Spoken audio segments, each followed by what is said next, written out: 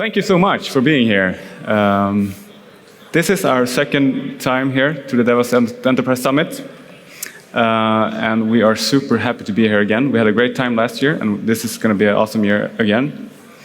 Last year, we presented a journey that started 3 years ago. It didn't start in a cafe like the Adidas guys. It started over a lunch, a couple of guys talking about how we wanted to change our way we developed software and how we did business development. That presentation you can see if you want to see the journey from 3 years ago. Today we're going to talk about the methods that we used and how we composed this into a framework that we have used to start new teams, which is a FINIKS Framework. Yeah, and we call this FINIKS as a little tribute to the FINIKS project book, which have been a lot of inspiration for us. But to be honest, it's not a real framework. It's just a couple of what we think is good to use methods that helps us doing the BizDevOps journey. And there is no certification, there's nothing to buy, so we just wanted to see if there's something here that can help you in your journey, and then we are very happy. And my name is Jonas Elmqvist. I work for the Swedish Migration Agency.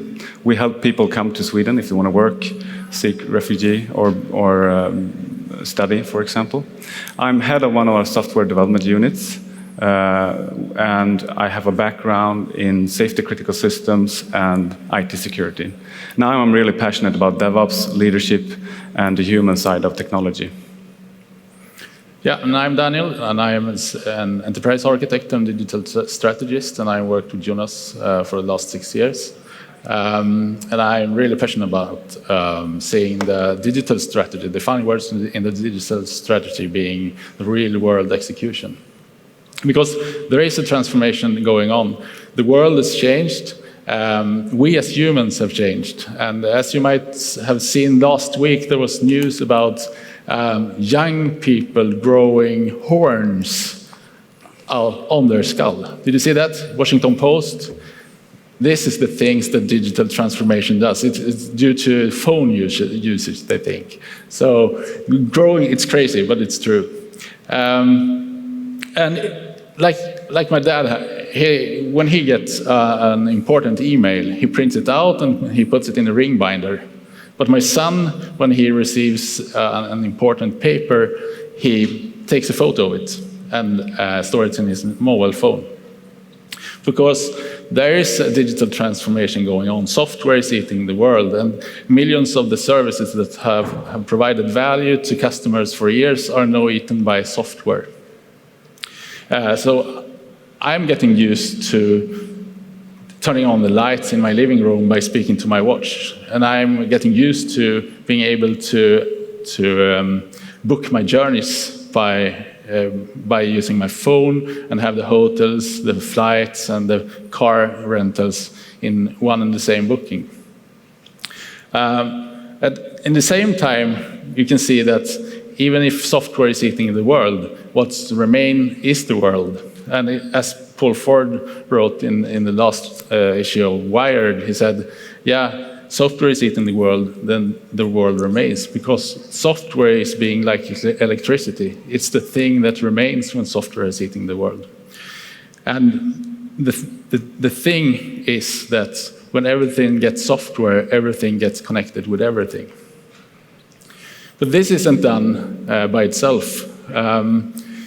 Thousands of startups are disrupting and innovating larger businesses by innovation. And if you are a larger business or a government organization, maybe it's hard to invest in innovation because you are out of competition. And then you can be fat and happy. This is an example from Germany, where they use a lot of faxes. But this is not about Germany. I'm sure that you have similar stories to tell where you're non-digital. And the thing is that their customers also turn on the lights on their homes with their watch. They expect the same kind of service as with other kind of services. So in government organizations and in large companies, we expect the same kind of service as we expect from other.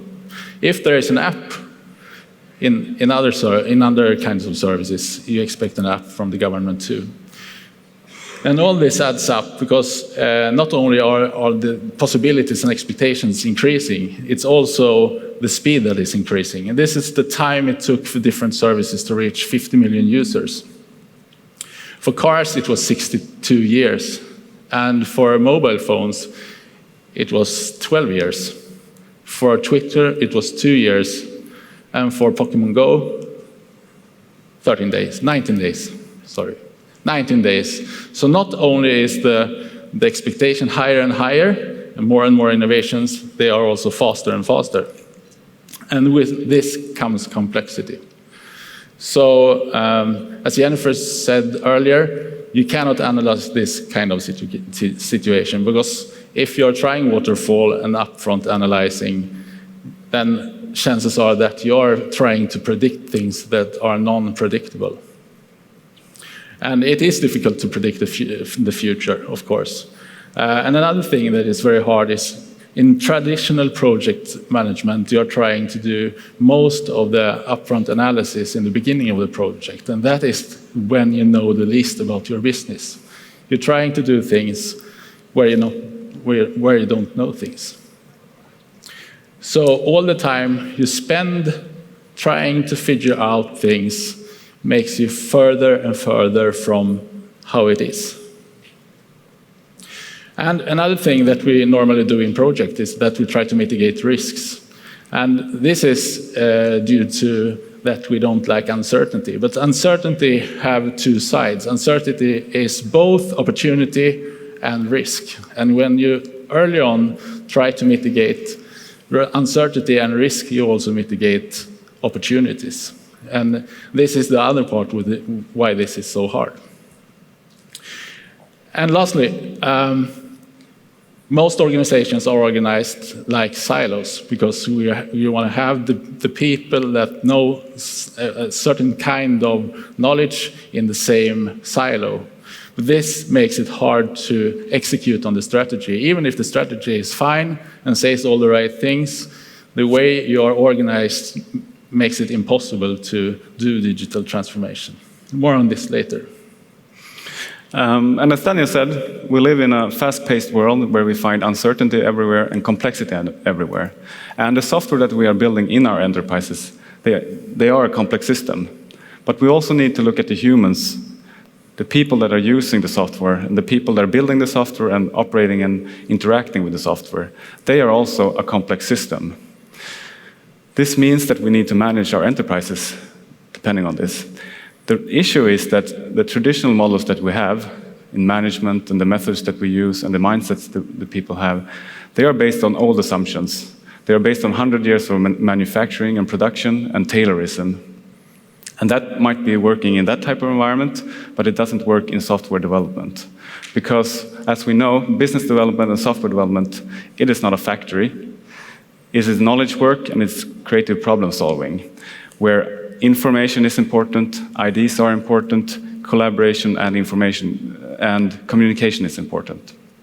But when we look into our legacy organizations, we are not organized for that type of problem that we're facing. We are often designed like this, as Daniel said, in hierarchies, functional silos where command and control is present. But we're facing a problem that is complex, fast-moving. And this creates some issues when we try to become digital.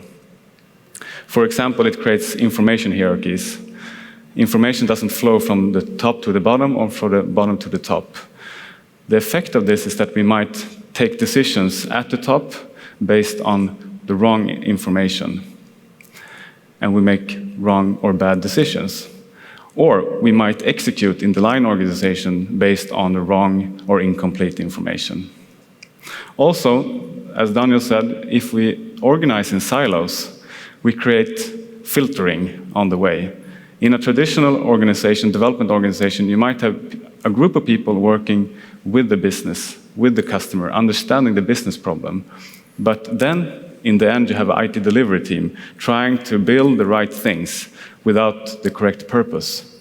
And as we heard this morning, purpose and motivation is really important. Purpose is one of the 4 key factors to drive motivation. You need to have purpose, mastery, autonomy, and belonging in order to feel engaged at the workplace. And also we heard the figures that the surveys around the world shows how it actually looks inside our organizations. Only 16% of the people working are fully engaged. So we have a lot of improvement here that we can do. And this means that we need to change the way we look at people and humans inside our organization. If we look at Frederick Taylor, for example, he has a pretty pessimistic view of people. He thought they were lazy, they needed to be controlled, and he wanted to divide the people who were doing the thinking with the people who were doing the execution or the doing. And this cannot be done in our new world. We need to have a growth mindset where we believe in the potential of every employee inside our organization, that everyone can have a seat at the table and bring up new ideas. So we need to focus on the human side of technology as well. We cannot forget that. So we need to build trust and transparency and focus on learning. Because in a knowledge-intense environment where information is valuable, we need to maximize the good ideas. So every time a person doesn't speak up inside our organization, we must see that as a missed opportunity for improvement, innovation, or learning. So how do we create this type of environment? Well, there's a lot of resources you can read.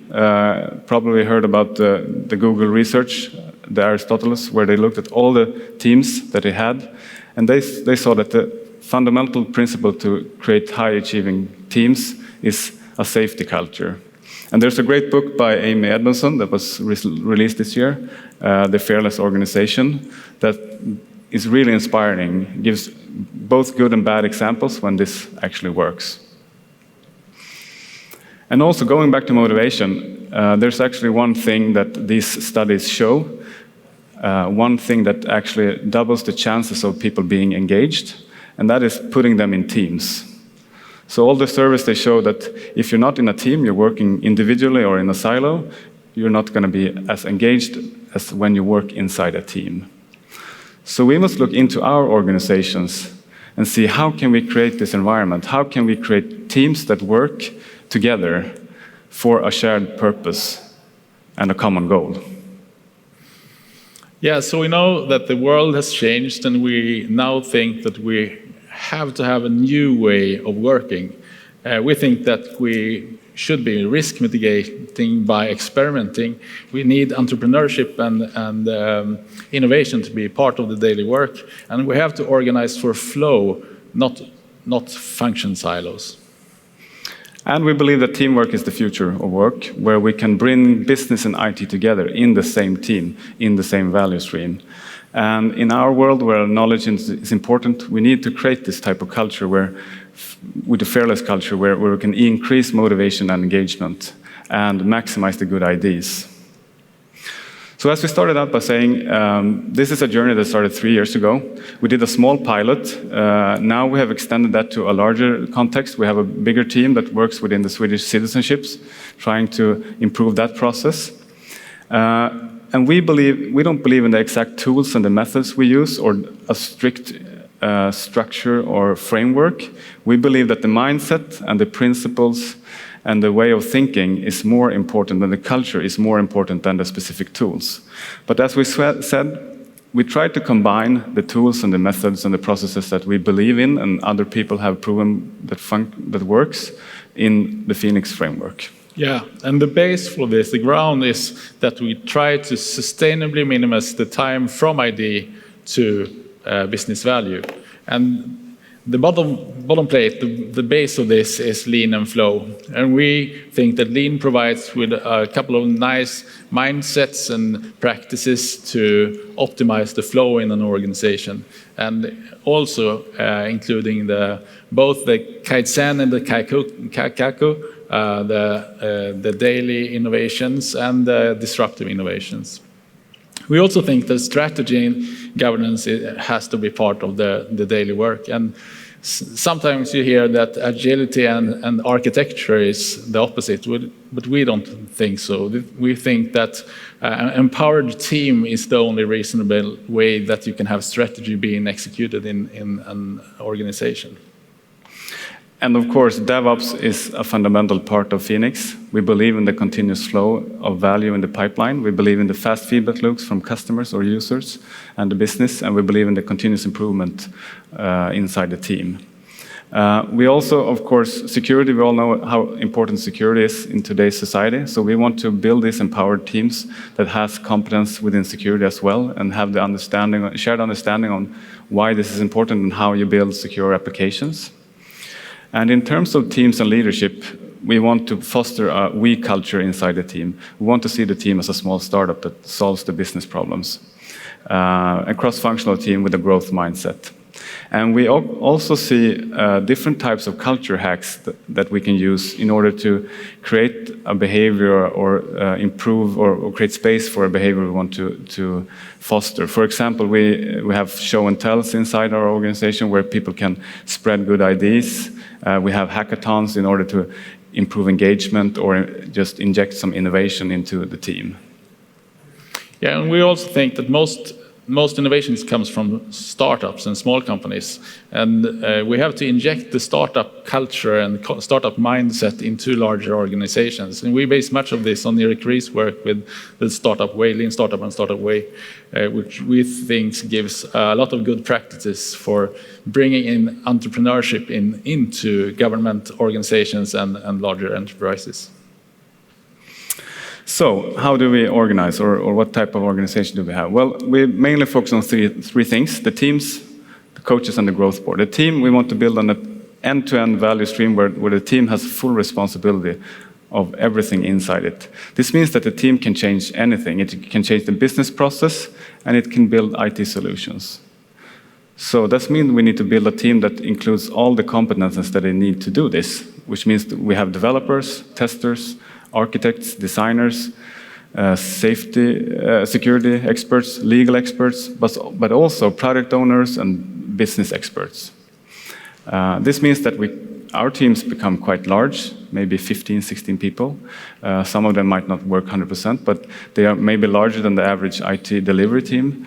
But we don't see this as a big issue, that they become large. We see this as a strength. They have a shared understanding of what the problems are and how they should solve the problems and bring value to the business. The coaches are important, of course.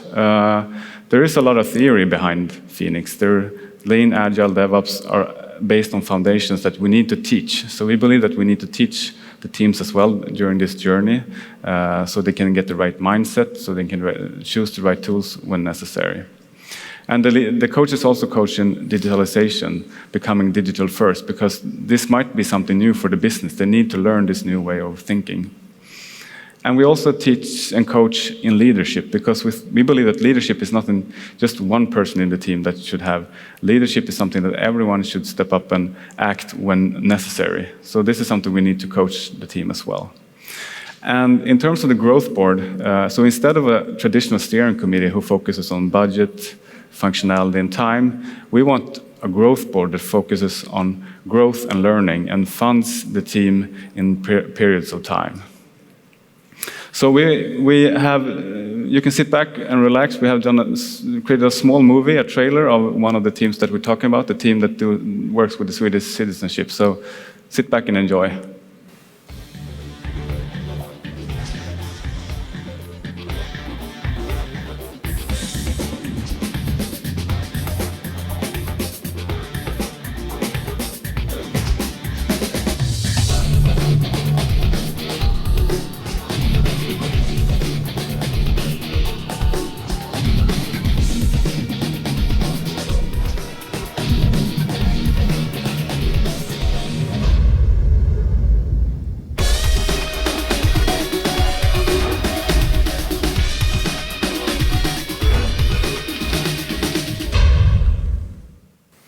Yeah, that's how FINIKS looks when it's executed. And these are the real heroes, right? Yeah. But how do you get started? Well, as we said, first off, your organization have to be suited for this. And if you are a silo organization, that most are, you have to do something first. The easiest thing is to break out one value stream first off to try with, because you have to have an end-to-end value stream. You cannot do this kind of digitalization and value stream optimization in one silo, because the other silos will only be disturbed. As Joe said earlier today, there will be resistance. So expect and allocate some time for lobbying and for training, because there will be people that think that this kind of work is not so good. So how do we start with the new team? Well, we need to choose the first value domain, or domain that we want the team to work within. As Daniel said, we choose a value stream. In our case, we chose the Swedish citizenship because this was a domain where we had a lot of improvements that needed to be done. And also we had a lot of applications coming in because we had the big refugee crisis almost 5 years ago. And now people have stayed in Sweden for 5 years and they are eligible to apply for citizenship. So the applications are in a big backlog. So when you have the value stream, you need to find the right competences for this team. You also, of course, have to speak with the business and get them on board, on track on this new way of working. We have to set up the growth board with people from IT and business together. And then we plan what we call the boot camp, or a startup event for the team, because we want the team to have a good start. So we gather the team for a 2-day offsite event. Some of the people are maybe the first time they meet. So the purpose of this event is first to try to teach them a little bit about the theories, get them to start to understand the theories behind FINIKS, Lean, Agile, DevOps, value stream mapping. We also want them to get to know each other because we want to build the team, the culture in the team. And then we want them to start to understand the business and start to talk about the business problems. And we use one key activity for this, and that is the value stream mapping. So we get the team starting doing the value stream map, actually the first day of this event, to actually get hands-on the business problem. Yeah, we have got a lot of inspiration from design thinking, and design thinking have two phases, more or less, the double diamond. The first phase is understanding the business, and the second phase is doing improvements of the business. And the first thing we do is that we are executing this value stream, trying to visualize this value stream so that you understand the business. It's an end-to-end value stream, and you know exactly what your business are going to do. And this is to get everyone in the team on board on what's most important, what the business does. It's also a great way to find constraints, because what we try to do is to find the shortest time. We will do improvement on the lead time, and the only way you can do that is by addressing the constraints from theory of constraints. When we know the business, we can go in the other part, which is finding solutions. And we do this with the team, where they have this brainstorming, coming up with ideas, and every idea is formulated as an hypothesis. And this hypothesis is structured and measured, so we can see what business impact could this have. And we are also changing the language from doing requirements till instead talking about trying things. So we are trying the hypothesis. And if we try a hypothesis and it's failed, it's okay, because then we have found the easiest way to fail a hypothesis. And we're thinking on all the projects that have found this after several years and several $1 million. And if it works, of course, we celebrate.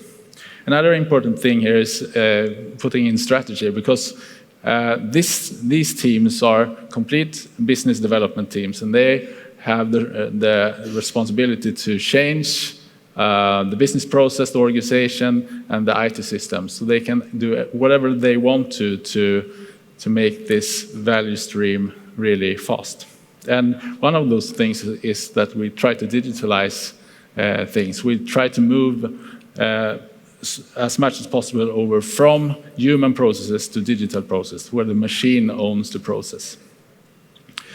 And then we are going into the development. And I will push one thing here. It's very important to teach the team that failure is okay. It's not only okay, it's crucial, because if you don't fail now and then you haven't used all the opportunities. Because in uncertainty lies a lot of opportunities, and if you always succeed, then you haven't found every kind of opportunity. So it's not only okay, it's crucial to fail now and then. So now we have the team. We have them started up looking at the value stream and building MVPs to try test hypothesis. Now we want them to deliver, of course. So we want to celebrate early successes. So we also wanted them to try their deployment pipeline to see that it actually works. And another crucial part with this is that we want them to deliver value to the business as soon as possible, so the business can see the positive effects of having this new team that works close with the business. And it also starts the interaction with the business to see they can come to demos and they can see what the team actually does. And we also need to prepare the business for this new type of working, because they are maybe not used to having value delivered in small iteration often. Maybe they are used to waiting a long time to get anything done. So this is an important step to get the real feedback from real users as soon as possible. And then, as I said, we have some small culture hacks that we can use. For example, in this case, we schedule a hackathon because we wanted the team to disrupt the way of working and disrupt their architecture. We actually had them to think about a completely new architecture to move the ownership of the application process from the case handlers to the computer and the system. And that they did on one day to try it out and have the feeling that they can innovate in their day-to-day work.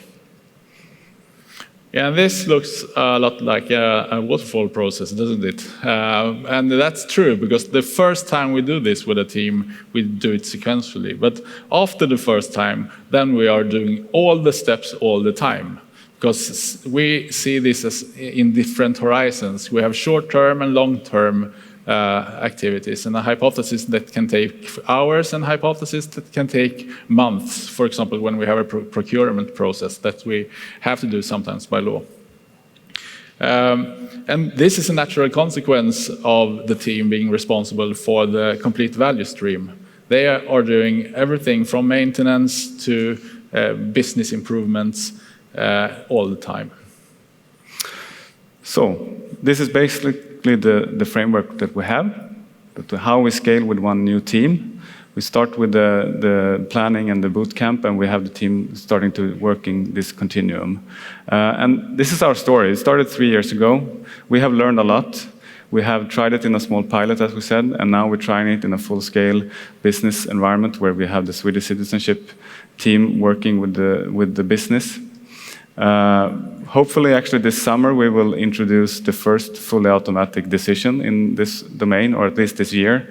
We have things that we need to develop before we can do that, but this will be the first automatic decision that has been made inside the agency, if that's come true. So we see the engagement in this team has gone up as well. When we talk to them, no one wants to go back to the old way of working, because now, as an IT developer, now you sit with the team and understand the business. You know why you're there, you know the purpose of coming to work. You see the value that you deliver all day long. And the business starts to understand IT and how IT can help them improve their process and in the end, minimize the time waiting for an application. This event is great to share our knowledge. We are happy to share it to you. I hope some of you have learned anything. And if you have questions or just want to discuss with us, feel free to contact us on Slack, Twitter, LinkedIn, and also we will be at the Speaker's Corner this afternoon. So please drop by if you have any questions or just want to listen more to what we have to say. Our challenge that we're looking forward now is how we can scale this even more. We are talking about new value streams. We might scale with a new team this year, but we haven't really gotten the decision yet. So if you have any things how to scale this when you listen to this, come by and ask us this afternoon. With that, we'll just conclude with a big thanks for listening. Thank you.